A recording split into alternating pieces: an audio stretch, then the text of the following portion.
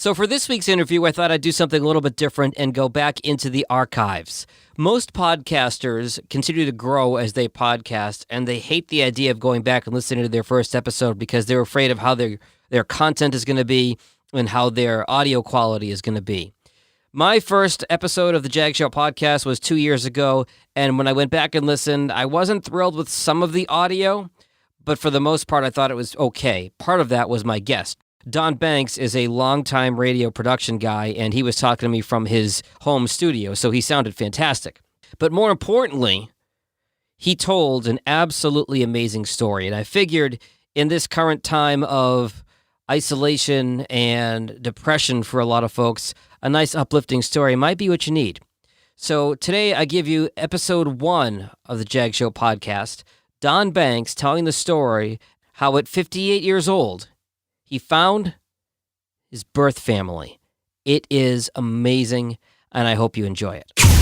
What's up? It's Andy Grammer with Jag. Hi, this is Carly Rae Jepsen, and you're listening to Jag. Hey everybody, it's Joe Jonas hanging with Jag. This is Heather Knox, Playboy's Miss January 2012. With the hottest Jag I've ever seen. It's B.O.B. checking in with my homie Jag. So much swag with my homie Jag. It's the Jag Show podcast. Welcome to the Jag Show podcast. I'm a radio DJ who's worked everywhere from Syracuse, New York to Burlington, Vermont, Detroit, Michigan, New Orleans, Louisiana, and then back here to Detroit. You know, for a long time I've wanted to do a podcast, but to do a successful podcast, you need a hook. You need something to bring people in to make it unique. And what I realized is throughout my travels around the country, I've been fortunate enough to meet some really amazing people that have some pretty interesting stories to tell. So that's going to be the focus of the Jag Show podcast. And I couldn't be happier to have our first guest. His name is Don Banks. He is in charge of the production at iHeartMedia New Orleans, where I worked with him for 3 years. And he has recently gone through an incredible experience. Don is adopted, 58 years old, did not think he would find his birth family ever. On a whim, went to Ancestry DNA, and his life changed forever. And with that, I say welcome, Don, and thank you for being the first guest on the Jag Show podcast. First off, it's great to be working with you again. We haven't seen each other in a couple of years. So to be doing this with you, A, is a thrill, and to be starting this new version of your podcast is a true honor. So thank you. I appreciate that. So Don, let's hop right in. How is it that you went from knowing you'd been adopted your whole life to taking the plunge and getting involved with this whole Ancestry DNA thing? Okay, well, my parents brought me home from birth. I was 3 days old when my parents brought me home on a pillow. I mean, I was very young. I really don't remember much about it, but this is what I was told. Mm-hmm. And so I always grew up knowing I was adopted. My mother read a book to me when I was very little called The Chosen Child. And she always referred to me as she always said, we chose you. Out of all the babies in the world, we chose you. You're special. You're very fortunate, and we're very fortunate. So I always grew up knowing that I was adopted. I didn't really, understand what that meant until, I got, to be, 8, 9, 10 years old. And I realized some other woman gave birth to me and then gave me up. But you know what? I was happy. Mm-hmm. I had great parents. I never questioned it. It was my reality. I grew up knowing I was adopted, and that was that. And I never questioned it. The only time that my parents and I ever talked about it, my mother had a heart attack in the 80s. I was living in New Orleans. I flew back to Oklahoma to visit them. And sitting with my dad, he said, can I ask you a question? I said, sure. He said, this is something that I've wondered all your life. I'm like, okay, where's this coming from? Yeah. And he said, just point blank, do you ever wonder who your birth family is? And I sat there for a sec, and I said, well, Dad, I said, if you ask any adopted person if they're curious about their birth family and they tell you no, they're a damn liar. Right. I mean, there's no two ways about it. Yeah. You always wonder where you came from. I said, now, having said that, Archie and Lorraine were the best parents a guy could have. You're the only parents I've ever known. I wanted for nothing. I'm very well adjusted. I got a great work ethic from you. Mom is a saint. So I have no need to look or find out anything more. You're my parents. I mean, that's it, bottom line. Now, once you guys pass away, perhaps I'll look. Perhaps I won't. I don't know. I haven't gotten to that bridge yet. You see, Don, that's interesting to me because, of course, you would have that curiosity, but did you feel like in some way you were doing a disservice to your parents by looking for your birth parents? If you grow up knowing you're adopted, you know what that means. You know that there's another mother and father in the picture somewhere. I mean, you weren't just, they didn't find you under a mushroom. The stork didn't drop you off. There are other human beings involved. Yeah. But I told him, I said, just out of respect for you guys, once you guys pass, then perhaps I'll start looking. And I'll tell you what the trigger was, Jag. My dad passed in 91, my mother in 95, my wife, Dawn, who is another saint. And this was before we had our son, Tyler, who is also adopted. We adopted him from birth. Okay. So it's really cool being an adopted kid with an adopted kid. That's absolutely, yeah. That's crazy. So we were cleaning out my parents' house in Oklahoma, and Dawn came in and she said, "Look what I just found." And I had never seen this document before. It was my final decree of adoption, and it changed my last name from Poe to Wilbanks. And there was your first clue. That was the trigger. Okay. I waited about, 6 months or a year or so, and then I started registering. And this was 95, so 96 or so, I started registering on websites and databases and trying to find things out. And in Oklahoma, I was born in 1960. Oklahoma is one of those states where that stuff is sealed up tighter than a frog's butt. You are getting no information. You're getting no information out of the state of Oklahoma. Nothing. If they give you anything, it is non-descriptive information. Your birth mother was 17 years old. They may or may not give you hair color. They may or may not give you a physical description. It's just that, she was a healthy, whatever year teenager, unwed, and she may or may not. They may or may not give you anything about the birth father. It's completely and totally non-identifying information. Well, I don't have any of that. So I periodically checked on websites and databases from 1995 until now, basically. Okay. Finding not a single iota of information. Was it burning away at you, or was this kind of like, oh, when I have a few minutes, I'll take a look at this thing, or? Well, at first it was like, it burned at me a little bit. And then when I started finding nothing, I got discouraged. And so I started checking it less and less, but I would always go back and check. And then, oddly enough, 1995 was about the time that my wife and I started trying to get pregnant. We did 7 years at a fertility clinic. Wow. Taking all the shots and all the Octomom drugs, dude. 7 years of that. I can't even imagine. We consulted a doctor in Chicago who ran a whole bunch of tests on us. And one of the tests was, the results did not come back as positive or negative. It came back as a number. And that number reflected how many times a woman has been pregnant. Dawn's was over 20. Oh my God. There was something in her body that she would conceive, and then in a matter of a number of days or a number of weeks, her body would reject it. Oh. And we had no clue. I mean, there were a couple of times when we would get pregnant and she would, miss a month or two and go and take a pregnancy test and it would turn out positive. And we're like, oh my God, finally. And then the bottom would drop out. There were 3 or 4 Christmases where we didn't even put up a tree because it seemed like every time we would go, this would always happen around Thanksgiving, Christmas time, that we would have a miscarriage. And it was devastating. I got to the point where you would go to the mall and every third woman you would see was pregnant out to here. And I'd had enough of it. I'd had enough of it. Don, I got to tell you, being in my late 30s, I've got so many friends that have struggled with this, and I know from them how difficult this is, and hearing your story just absolutely breaks my heart. I always wanted to have a child and adopt a child. Adopting a child was never plan B. It was plan 1A. It was plan 1A and 1B. Okay, we tried 1A. That was completely and totally unsuccessful. Dawn had a bad experience with anesthesia while in the middle of an in vitro fertilization, where she basically went into respiratory distress. Mm-hmm. And everybody is down at her feet doing the procedure, and she's up top with her arms strapped down to the boards, spread eagle, and she can't breathe. And the only way that they noticed that was they noticed that she was shaking, and the anesthesiologist looked up and saw tears running down her cheeks. Oh my God. And they came up and said, "What's wrong?" And she mouthed, "I can't breathe." And said, "Yes, you can." She's like, "No, I can't." And so they adjusted the anesthesia and got her breathing in. And that was like, "Check, please." So adoption was was always part of the plan. It was never the whole plan. So from that point on, we concentrated on that. We went to an adoption attorney in New Orleans and really liked what we heard from him at the seminar. And then not long after that, her brother popped up and said, hey, you guys still thinking about adopting a baby? And we said, well, yeah, absolutely. We're about to get that process started. He said, well, I have a friend who is young. She's pregnant and she's wild and knows she has no business being a mom, is just single and wild and young. And anyway, I was talking to her about you guys and showed her your picture, and she was wondering if you'd like to meet her. Oh, wow. And we said, sure.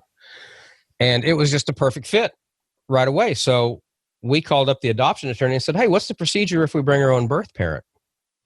And he's like, well, that's 80% of our work, and that's 80% of the fee. So yeah, bring her. You're going to save a ton of money. You're going to save us a ton of work. And yeah, it's done. So we did. This was July of 99. Okay. And so we took her to the adoption attorney and got the process started. And we were going to her doctor appointments and everything else. And it was very, very cool. And then the Monday after Thanksgiving of 1999, got a phone call. My wife was over at her brother's house. I was home alone, and it was the social worker with the adoption attorney. And she said, are you sitting down? Yeah, nothing good ever starts with the words, are you sitting down? For sure. So anyway, she informed me that the little baby, who was a boy, had died. How far along was she, Don? This was November. Cameron was his name. Cameron was 8 months in. The cord wrapped around his neck, unfortunately, and broke his neck. So we went to the hospital with Erin, the birth mother, and it took several days to induce labor. But once he was finally delivered, we got to hold him and met with the hospital chaplain, and we had a really nice little memorial service for him in the hospital room. Of course, the adoption attorney was there, and everyone was there. And Erin and her family were so kind as to grant us custody of his remains. So we had him cremated, and he's in an urn. And so the attorney said, do you want to continue this process? And it was like, well, of course. Why would we stop? Well, Don, I feel like there are some people in that situation who would say, after everything we've been through with the IVF and that not working out and then losing the baby, this is just too much. Check, please. Something like this will do one of two things to a couple. It will either drive them apart or bring them together. Mm-hmm. And we will have been married 34 years in September. So Mazel tov. Thank you. So without even missing a beat, it was like, well, of course we're going to continue this. And again, this was November of 99. So let us get through Christmas and get through New Year and whatever this whole Y2K crap brings. So fast forward a month. It's the Monday after Christmas, and the attorney calls us back and says, "How are you guys doing?" Says, "Well, we're doing good." Says, "Are you still on board?" Says, "Yeah. Christmas was tough. New Year's is in a week. Let's get through that." I said, "Okay, but let me run something by you here." I said, "First off, we felt so sorry for you guys that we moved everybody back, and you guys were number one." Wow. Said, "We've been in touch with an attorney in Houma," which you know where Houma is, but your listeners don't. Houma is southwest of New Orleans. It's Cajun country. Yep, way down the bayou. Yep. Right, down to Bayou Shack. It's where if you watch Swamp People, that's the area. That's the area that we're talking about. Houma, Terrebonne Parish. So we've been in touch with an attorney on a totally unrelated case, and he happens to have a client who is older. She's a little bit younger than you, but she has 4 kids already, and she's had a hard life, jail, drugs, just, the whole thing. Well, she's pregnant. Her other 4 kids are living with the grandparent, and so she knows she can't do right by this child and wants to give it up for adoption. Can we send her your Dear Birth Mother letter? Said, sure. Says, okay. Little other piece of information you might need to know. She's due in 3 weeks. Whoa. Okay. So FedEx the Talk Dear about Birth 0 to 60. Well, yeah, 0 to 600. So FedEx the Dear Birth Parent, Dear Birth Mother package. 2 days later, got a call back. They love you. They want to meet you. okay, we'll drive down to Houma. And so we drove down to Houma, took him out to dinner, brought a representative from the law firm, a paralegal, I think. Mm-hmm. Very nice young lady. And so I think she was completely overwhelmed by everything. Of course, yeah. So we got me and Dawn and an armload of photo albums, and Robin, who is the birth mother, who is, pregnant out to here because she's due in 3 weeks, her 4 kids and her grandparents, or her parents. And so we all went out to eat. I think we probably left their house like 4:00 in the morning because we sat there all night just getting to know each other and bonding and looking through photo albums. And it was just an immediate fit. So fast forward to July 20th of 2000, we survived Y2K. We're in the hospital in Houma expecting this child to be born. They were going to induce labor. I had been an emergency medical technician. I had delivered babies before, so I was cleared to catch. I was going to deliver my son. She started having some issues, started having some discomfort and hemorrhaging, and the fetal heart rate dropped to 60, which was the trigger for an emergency C-section. So I was locked out.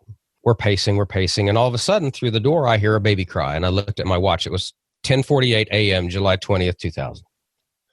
So a few minutes later, they brought him in, and so I'm looking at the nurse, and I said, so he was born at 10:48. And she looked at me quizzically, and she said, where'd you get that number? I said, from my watch, which is right. She goes, your watch is right, but he was born at 10:36. Okay, so what's the 12 minutes? She said, okay, well, you're a medical guy, right? I said, yeah. She goes, okay, well, you know what APGAR scores are, right? And I said, yeah. I'll give you a quick primer on APGAR scores. I forget exactly what APGAR stands for, but it's an acronym. It's a 3-digit numerical score.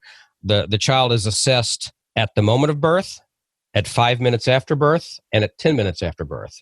And the scores go from a 9 being a perfectly pink and healthy baby to 0 being a dead child. His scores were 1, 4, 8. He was not breathing when he came out. They had to bag him and give him oxygen to get him started. He was a 1 at the moment of birth. He was a 4 at 5 minutes. He was an 8 at 10 minutes. And do you know why? Because he's a fighter? Because the cord had wrapped around his neck. Oh my goodness. So, and they're like, he's fine. He's perfect. And he is. He's absolutely perfect. But, and so having heard that, I'm like, oh my God, the miracle of birth. How did any of us survive? I mean, being born is such a traumatic experience. Thank God you're too young to remember it. Yeah. Feel the same way about my circumcision. If you think it's, tough on the mother, imagine what the child's going through. And thank God you don't remember it. But so, yeah. And then I was fine until she said, okay, Dad, let me take him back. And when she called me Dad, I just melted. As anybody would. Wow. So he's perfect. And he now, he's 18 now. And at the age of about 14, he was introduced to his biological family. Okay. So about 4 or 5 years ago. He has 2 brothers and 2 sisters. And of course, his mother, his father has passed, sadly. But, and his mother's kind of out of the picture, but his 2 sisters are amazing. And he's very, very close with them. I was never, ever jealous of my son for knowing about his biological family. Mm-hmm. I figured every year that goes by and I don't hear anything is one more year closer to death that my biological mother is, my birth mother is. Mm-hmm. So I had, and I've told him many times, I said, son, one day you will know everything. I may never know anything because all that is sealed. And you know what? I've resigned myself to that. I'm fine with it. Anyway, he got reunited with his family, and that kind of lit a fire under me. And so I told my wife, Dawn, for Christmas, I said, you know what I want for Christmas? I only want one thing. I want the Ancestry.com DNA test. And Dawn, what were you hoping to accomplish with it? Just kind of figuring out your ancestry, country of origin, or were you really hoping to find your biological family? I just wanted to know something. I got it for Christmas, and that thing didn't spend 24 hours in my house before I had spit in the tube and put it back in the mail. Right. So that was around January, I guess, and I didn't hear anything or see anything on the website until February 14th, Valentine's Day, which is very, very fitting. I got an email from Ancestry that said, you have a new connection. This is interesting. Connection, okay. I have a new connection. And so I had when I got the original test back, it showed about 1,000 connections, and they were all like third, fourth, and distant cousins. Now, Don, when you say connection, for anybody who hasn't used one of these services, because I certainly haven't, that is somebody who is registered and in the database that is connected to you? In the database, and there is some manner of match. Through DNA. Yes. And so I had filled out a profile, and one of the things that I had put on the profile was I was looking for information that I was born in 1960 in Oklahoma City, and my original birth name was Poe. So February 14th, I get this hit. You have a connection, first cousin or better. Whoa. Okay, I'm interested in that. So her name is Michelle, and I emailed her. I connected with her through the messaging on Ancestry, and then we took it to email, and then 5 minutes later, we're on the phone with each other. Huh. And like, wow, I have a cousin. I have, for the first time in my life, I can point to another living human being on the planet and know that we share blood. That's something else. That was awesome. And then 2 weeks ago, we both got another connection, and he contacted me. His name is Jeff. Missy lives in Wichita Falls. Jeff, another cousin, lives in Norman, Oklahoma, which is my old stomping grounds. So this is all within probably 100 or so miles of Oklahoma City where you were born, or close to that, or? Oh, it's a suburb. Okay. Essentially 40 miles. We the three of us grew up within 40 miles of each other. Jeff's wife, Kelly, is very detail oriented and very meticulous. And she starts digging into the numbers on Ancestry, which we had not done, the actual DNA numbers and the matches. Mm-hmm. And 2 weeks ago, I'm sitting here, we're all Facebook private messaging back and forth. And Kelly comes up and says, "Oh my God, Don and Missy are brother and sister." Wow. And I went and looked at the numbers, and it is beyond a 99.9% certainty. She is my half sister. What goes through your mind in a moment like that, Don?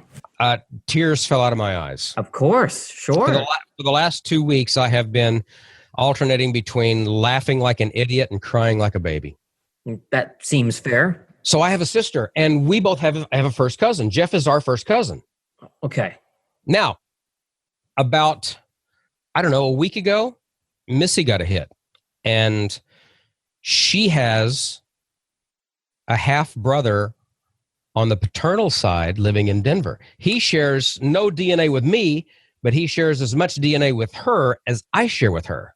So Missy and you have the same mom. Missy and you have the same mom. Missy and him have the same dad. Yes. Wow. And Jeff's birth mother is our birth mother's sister.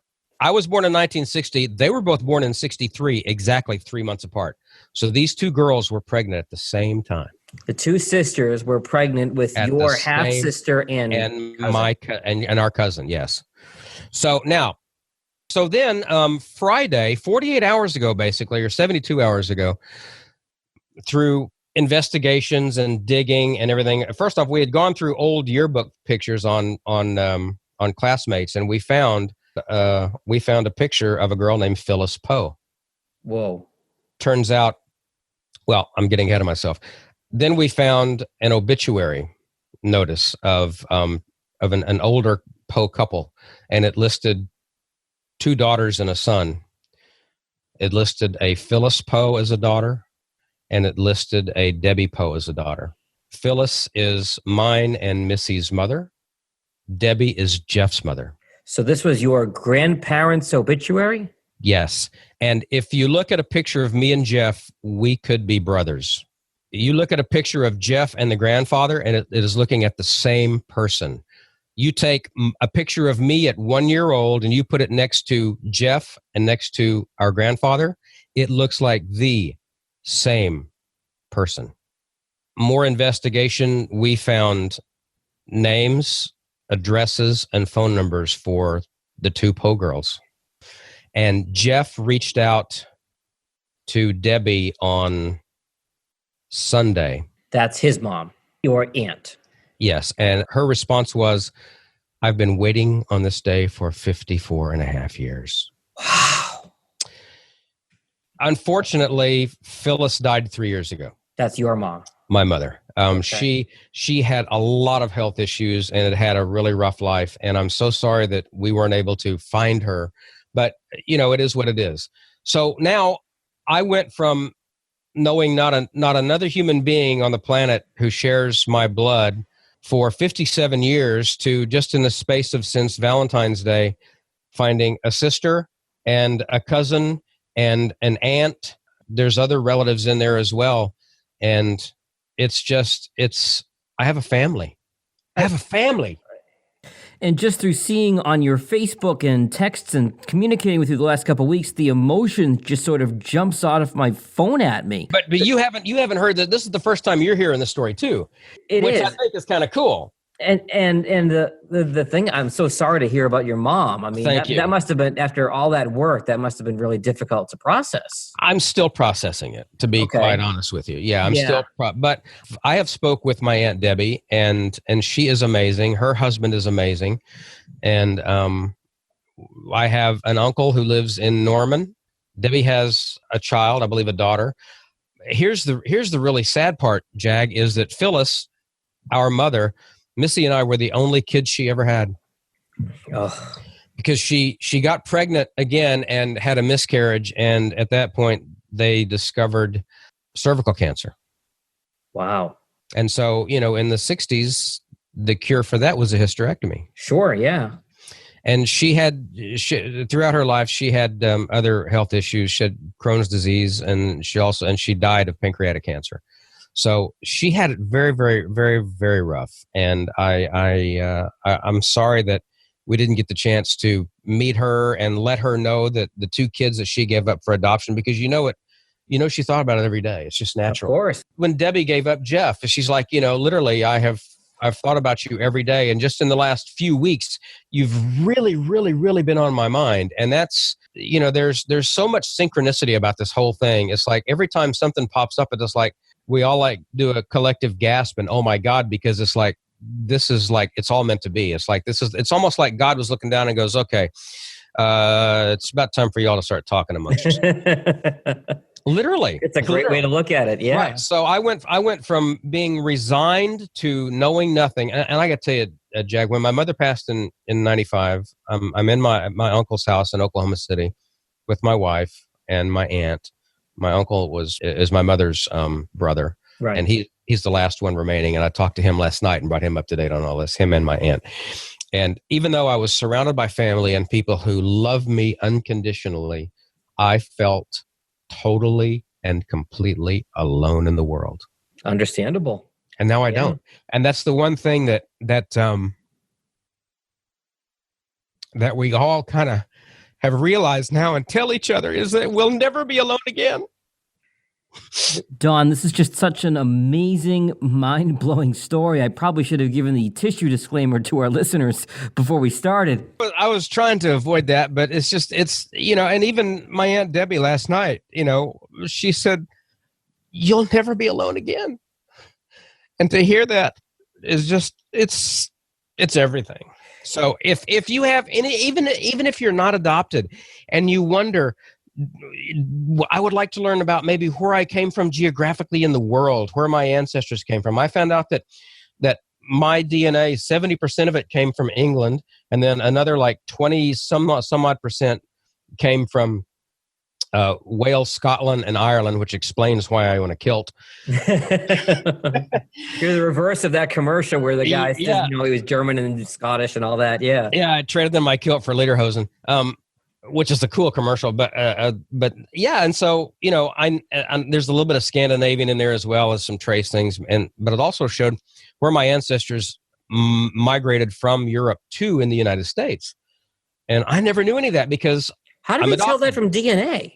I don't know. They have this global database and they just put all this together, and there are certain traits, I guess, and certain strings and the way the molecule is put together that they can tell where that comes from. I feel like at this point I do need to throw out the disclaimer that neither one of us is being compensated by Ancestry DNA. This is not a paid promotional advertisement. This is just an honest story that Don told me in passing that I thought was worth sharing. I'm just a happy, satisfied customer. So. I took advantage of the sale around Christmas time. And but seriously, I don't care if it's Ancestry or 23andMe or there's 2 or 3 more.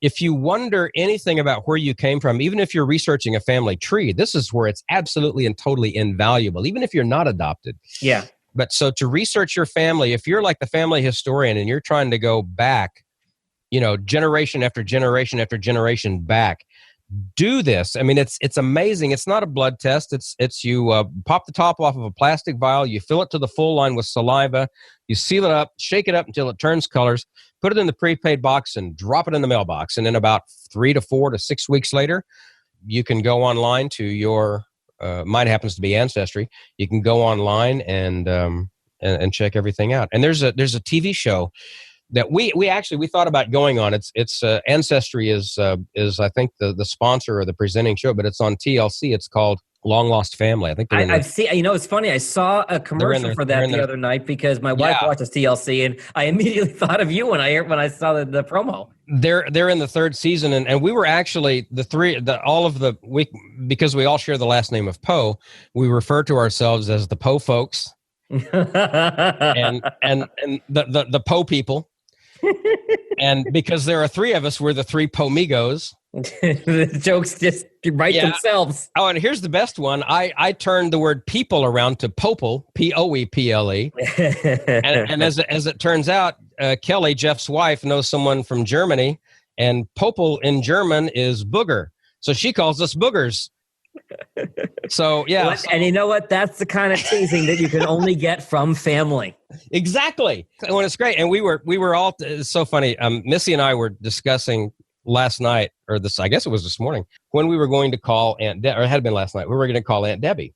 And so I'm like, Missy, you want to call first? She goes, oh my God, I'm too scared. You call first. I said, okay, well, I have to call my other uncle, first. And so if you want to call, go ahead. And she goes, no, I don't know if I'm ready. Why don't you go ahead and do it? And Kelly pops up and goes, oh my God, these 2 have to be brother and sister. So it's like it was instant. It was just, and today, the recording date of this is April 10th, and today is Siblings Day. Appropriately so that we're having this conversation, Don. And I gotta ask you, is you feel like, this is something that you've been longing for your whole life and you're happy to have versus, well, it might be kind of cool, but hey, whatever. Like, is you have something you didn't realize you missed, or did you always want this? I mean, no, like I said, I grew up knowing I was adopted and completely and totally accepting of it and never questioning it. But once my parents died, and especially, I guess, once Dad asked me that question. Yeah. And then it's like, that was really the first time I thought about it. And I was in my 20s, it was the first time I really thought about it, where I had to answer a question. I mean, it was always cool being, I always describe myself, I'm an only kid and I'm adopted, which is kind of cool. Right. So, and then my dad asked me that question, and then I'm like, okay, well, and then, he died in 91 and she died in 95. And then, but what the trigger was, the absolute pull on the trigger was finding that blue folder with that onion skin document inside. That was my final decree of adoption. And so had you not found that, you may not have embarked on this journey. I probably wouldn't have been as serious about it. No. And then adopting Tyler, and then him finding his, or being reunited with his birth family and having just a super relationship with his sisters. His sister Candy lives in New Orleans, and she took him to Beaumont to the other sister for her kids' birthdays and didn't tell Felicity in Beaumont that she was bringing Tyler. She's just like, I'm going to show up and I'm going to give the kids Tyler. If I'm going to be the best aunt on the planet. Oh, look what I brought, by the way. Happy birthday. Happy birthday. You have an uncle. Yeah, they knew because they had met him, but nonetheless, it was like, they had no clue that she was bringing him to Beaumont, Texas. And then for Tyler's birthday in January, the Beaumont sister, she and her whole family, her husband and her 3 kids, they came to our house for Tyler's birthday party, which was just, he's got the best family ever. And so I was never jealous of him, but I felt left out. I felt like there's Maybe something envious a little bit. No, just incomplete. Okay. So how does Tyler feel about your whole journey with this, Don? He's very, very happy. He hugs me all the time, tells me he loves me, and he's very supportive. quite frankly, both he and my wife are overwhelmed because this has all happened so fast. It's like literally we went from 48 hours to finding a picture of our grandparents in an obituary to talking with their daughter on the phone. 48 hours. This is the kind of stuff that if you watch the show on TLC, this is the kind of stuff that the two hosts, they go out and they do the research and then they do all the legwork and they bring the families together. We did it all our own because we were going to apply because we thought, well, our story is every bit as compelling as anybody on the show. That's for sure. And all of a sudden it's like, we don't need to go on the show anymore because we found all this ourselves. But still, I highly recommend the show. If you don't, you got to check it out. TLC, it's called Long Lost Family, and it's an amazing show. Don, I am just in awe of your story. I've always wondered. I mean, my parents have told me that on both sides, my great-grandparents came from Russia, Jewish origins, may have been a part of Poland controlled by Russia. We really don't know. And I've always been curious, which to me makes this great for somebody, whether they're adopted or not. And when you asked me to come on this, that was immediately what I thought of is like, oh my God, if you're of the Jewish faith, then you can trace your lineage back potentially centuries. Theoretically, yeah. So I would think anybody of the Jewish faith would absolutely find it imperative to do this. I'm not Jewish, and I just found it fascinating as it could be. So, and I really think anybody listening, regardless of religious affiliation or agnostic or atheist or whatever, right. like this is just it's a longing to know who you are. Where did I come from? I mean, I think that's the universal question, I think, isn't it? Where did I come from? But I mean, when you bought when Don bought you the Ancestry DNA for Christmas and you did this, I mean, this has got to be beyond your wildest expectations, right? What were you hoping for when you did it? I was hoping just to I would have been happy with a name. Yeah. I mean, and I realize, I'll be 58 years old in September. At 58, if you're, even if the birth parent is a teenager, she's going to be in her 70s. Right. My Aunt Debbie is 71. My biological mother, Phyllis, was 4 years older than her. Yeah, she would have been 75, yeah. She would have been 75. And sadly, she passed 3 years ago. But I still have Debbie, and Debbie can answer a ton of questions. Because can you imagine how close those sisters had to have been being pregnant at the same time? And giving babies up for adoption within a couple months. Within 3 months of each other, right. Exactly 3 months of each other. Well, I'm sure this goes without saying, Don, but I think I speak for my listeners and we all say that we're pretty sure that your biological mom will be pretty happy to see this whole thing. We've all kind of sat around and we, just besides the fact that we're all saying, okay, God is like saying, okay, talk amongst yourselves. We also envision this kitchen table where my adoptive mother, Lorraine, and Phyllis and Missy's adoptive mother who has passed, and I'm sorry I don't know Missy's mother's name, but I can just imagine the three of them sitting around a kitchen table in heaven looking down going, would you look at these kids? I'm so proud of them. They found each other finally. Let me tell you about the time that Don was 6 and did this. Oh, yeah. And let me tell you something. They make their presence known. Missy, my Aunt Debbie has told me, I mean, she literally has seen the spirit of her mother in the house because she was ill and died in the house. She lived with my Aunt Debbie for a time. And she remembers when they moved out of their house, she went back in. She said, I'll be right back. I forgot something. She went back in and she stood at the foot of the stairs where she always saw this apparition of her mother and said, okay, Mom, we're moving. You got to come with us. And she did. She sees her at the new house. My mother has made her presence known so many times. She's always with you. She's always with you. They're always with you and watching.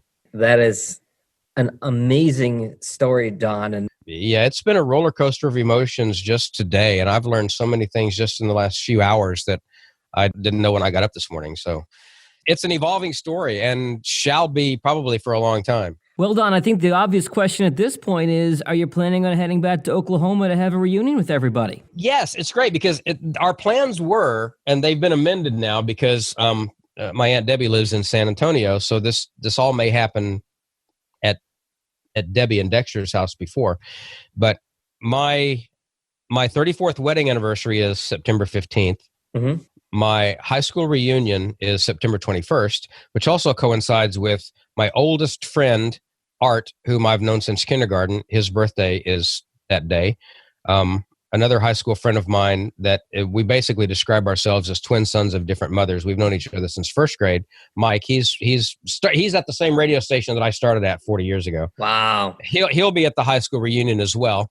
And then my 58th birthday is September 25th. So in this 10-day span is a wedding anniversary, a birthday of my oldest friend, my high school reunion, and then my birthday. And Missy and Jeff and their families are coming to Oklahoma, and we're all getting together on the weekend of my high school reunion. Unless we get together before in San Antonio at Debbie's house. Because you may not be able to resist at that point. We may not be able to wait. We may not be able to wait. And like I said, it's like it's like to a person, it's like, you will never be alone in this world again. And it's amazing to me after going through, up until 57 years old, not knowing nothing. And now I don't know everything, but man, I know so much more than I did. But now I have a sister, and I always wanted a sister.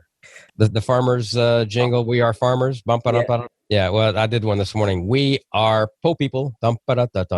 You have been producing radio commercials for way too long, my friend. Yeah, I know. It's my life, unfortunately, which just, I've been in this business for 40 years, which basically just proves one thing, and that is I'm unfit to hold a real job. That's the struggle I deal with daily. I feel your pain. Well, thanks to you, Don. Episode 1 of the Jag Show podcast sets the bar pretty high. It's going to be pretty tough to beat. I would like to say, because today being Siblings Day, happy Sibling Day, Missy. It's our first one. You're my sister, and I love you. Don, congratulations to you as well as the rest of your family and now growing family. I couldn't be happier for you. We worked together for 3 years in New Orleans and thoroughly enjoyed my time working with you. You are a lifelong friend. And on behalf of my listeners, too, we're all just so excited for you and your old but newfound family. Well, you and I kind of bonded as soon as you walked in the building. And so first off, I'm so happy about you and your lovely wife, Ellen. I wish we could have made it to Detroit for your wedding. We wanted to so bad. Just events conspired against us. But I'm so happy for you. And I've followed your career after you left New Orleans. And it's a huge honor for you to ask me to come on and share this story, but to be the first guest on the new version of the podcast and to be able to share such an amazing story is just, it's a huge honor. And I thank you so much. I appreciate you saying that, Don. And I learned a lot in the 3 years that I worked with you, a lot about radio and some stuff about outside radio that we'll leave aside from this podcast that we don't need to go near. There's probably a statute of limitations, and we really don't need to go there. Even in New Orleans, Don, right. Have a New Orleans original daiquiri for me, and it was I will with you, buddy. All right, buddy. Good to talk to you. Thanks so much. Thanks for listening to the Jag Show podcast. If you like what you heard, be sure to subscribe in Apple, Spotify, Google, or wherever you get your podcasts. New episodes are published every Tuesday and Friday morning. For help with your podcast, find Jag on social media at Jag in Detroit or on the web at jagindetroit.com.